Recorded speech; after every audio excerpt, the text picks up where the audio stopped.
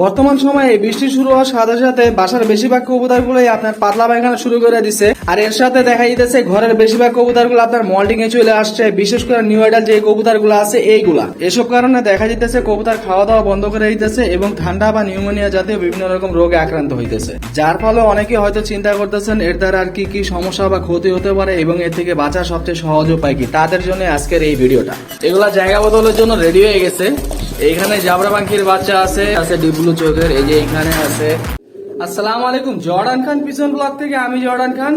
আজকের ভিডিওটা কি নিয়ে বানাইতেছে এটা তো আপনারা শুরুতে দেখে বুঝিয়ে গেছেন, তো আর দেরি না করে মূল ভিডিওতে চলে যাই। মূল ভিডিওতে যাওয়ার আগে আপনাদের কাছে 30 সেকেন্ডের সময় চেয়ে নিতেছি। এই যে বাচ্চাগুলো আছে দেখেন, এগুলা জায়গা বদলের জন্য রেডি হয়ে গেছে। এইখানে জাবরা পাখির বাচ্চা আছে, খল্লার বাচ্চা আছে, ঝুমার বাচ্চা আছে, একদম ফুল ব্লু চোখের বাচ্চা আছে। এগুলার বয়স কিন্তু প্রায় 4-5 পর 6 পর হয়ে গেছে অনেকগুলা, এখনো চোখ পাল্টায় নাই, তার মানে তো বুঝতেই পারতেছেন। এখানে যে বাচ্চাগুলো দেখতেছেন এগুলো সবগুলো ফুল ভাইব্রেশন করবে। এখানের ভিতরে বেশিরভাগ কবুতরের বাচ্চাগুলো এখনই ভাইব্রেশন শুরু করে দিচ্ছে এবং ভালো ভাইব্রেশন করে। আর এগুলা ছাড়াও আরো অনেক বাচ্চা আছে, একদম ফুল জাবরা বাচ্চা আছে ডিব্লু চোখের, এই যে এখানে আছে, নিচে আছে, আরো অন্যান্য বাচ্চা আছে, লাগলে দেওয়া যাবে, সমস্যা নেই। এখন মূল ভিডিওতে চলে যাই। প্রথমে মল্টিং এর সমস্যার সমাধানটা দিয়ে দিই আপনাদের। এই যে কবুতরগুলোর মল্টিং শুরু হয়ে গেছে, এই যে আমার বাসাও দেখেন, এই যে দেখেন একদম পশম দেওয়া, বৃষ্টির সাথে সাথে এই যে মল্টিং শুরু হয়েছে। সবগুলা কবুতর এই যে নিউডাল যে কবুতরগুলো আছে সবগুলাই যে পশম ঝাড়তেছে।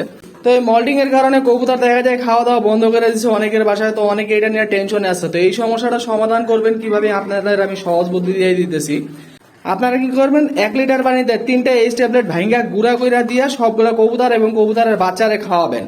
যেহেতু কবুতরগুলার আপনার মল্টিং শুরু হয়েছে, সুতরাং কবুতরগুলার শরীরে অনেক ব্যথা আছে, যেই কারণে ব্যথার জন্য কবুতরগুলা খাওয়া দাওয়া করতেছে না এবং চুপচাপ বসে রয়েছে। এজন্য যখনই আপনারা ওদের প্যারাসিটামল জাতীয় এইচ ট্যাবলেট হোক, নামা ট্যাবলেট হোক, আর অন্যান্য যেসব ট্যাবলেট আছে ওগুলা লিটারে 3 থেকে 4টা ভাঙ্গা গুঁড়া করে দিয়ে একসাথে বাসার সবগুলা কবুতর এবং কবুতরের বাচ্চারে খাওয়াবেন। তখন কবুতরগুলার শরীর থেকে ব্যথা কমে গেলে কবুতরগুলা রিল্যাক্সড হয়ে যাবো। 2-1 দিনের ভিতরে কবুতরগুলা দেখবেন ঝিমানো বন্ধ করে দেবে এবং আগের মতো পরিপূর্ণ খাওয়া দাওয়া শুরু করে কবুতরগুলো সুস্থ হয়ে যাবো এবং এই সমস্যার জন্য কবুতরের কোনো ক্ষতি হবে না ইনশাআল্লাহ। আর এখন চলে আসি বাসার বেশিরভাগ কবুতরই যে হুট করে পাতলা পায়খানা শুরু করে দিচ্ছে এটা সমাধানে। দেখেন এই সমস্যাটা সমাধান করতে হলে আপনাদের একটু চিন্তা করতে হবে, বৃষ্টির দিনে কিন্তু কবুতরের অত পানির প্রয়োজন পড়ে না। আর এখানে যারা কবুতরের খাঁচায় বাচ্চাগুলো পানি লাগায় রাখেন তার ওই পানির বাটিগুলো সরিয়ে রাখবেন।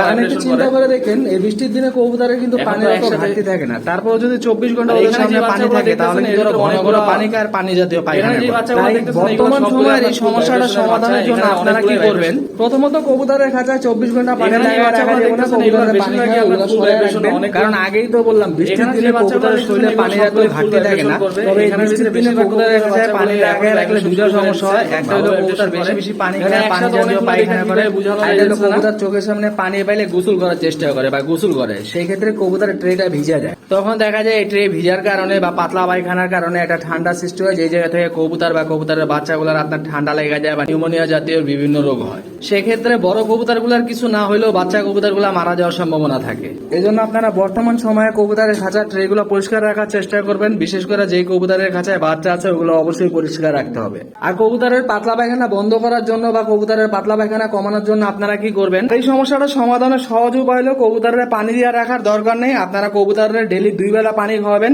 সকালবেলা একবার খাওয়ানোর পরে পানি দিবেন, খাইবো, আর কবুতরের পানিগুলো বের করে ফেলবেন। আবার যে যখন কবুতরের রুমে যান বিকাল বেলা বা রাতে বেলা তখন যাবেন, যায় কবুতরের আবার পানি দিবেন, খাইবো, বের করে ফেলবেন। তাহলে দেখবেন আপনাদের 80% কবুতরের পাতলা পায়খানা কমে যাবো। আর যেগুলো পাতলা পায়খানা করতেছে তারপরেও ওগুলার হিট দিবেন পরিমাণে বাড়ে, তাহলে দেখবেন এই সমস্যাটা সমাধান হয়ে যাবে, সবগুলো কবুতরের পায়খানা শক্ত হয়ে যাবে ইনশাআল্লাহ। আর আমি নিজেও এই সিস্টেমে পানি খাওয়াই, কারণ যারা আমার ভিডিওগুলো রেগুলার দেখেন তারা তো সব সময় দেখেন আমি কোন সময় কবুতরের খাঁচায় পানি লাগায় রাখি না। এবং আপনারা অনেকেই জানেন আমি আন্দাজে আপনাদের সাথে কিছু শেয়ার করি না, আমি যেভাবে কবুতর পালি বা যা খাওয়াই আমি কবুতরের উপকার পাই ওগুলোই আপনাদের সাথে শেয়ার করি। তবে অবশ্যই খেয়াল রাখতে হবে কবুতরের যদি চুনা বা সবুজ জাতীয় পায়খানা হয় তাহলে কিন্তু অবশ্যই কবুতরের প্রপার ট্রিটমেন্ট দিতে হবে। এটা নিয়ে সামনে আমি ডিটেলস একটা ভিডিও নিয়ে আসবো। এই ভিডিওটা এখানেই শেষ করতেছি। যারা এই ভিডিওটা দেখছেন ভিডিওটি ভালো লাগলে ভিডিওটিকে লাইক দিয়ে কমেন্ট করে আপনাদের মন্তব্য জানাতে ভুলবেন না। আর এরকম ইনফরমেটিভ ভিডিও পেতে আমার আইডিতে ফলো দিয়ে সবসময় আমার পাশেই থাকবেন। জর্ডান খান পিজন ব্লগ থেকে আমি জর্ডান খান। আল্লাহ হাফেজ। আর সবাইকে আমার পক্ষ থেকে 5 ওয়াক্ত নামাজ পড়ার দাওয়াত রইল।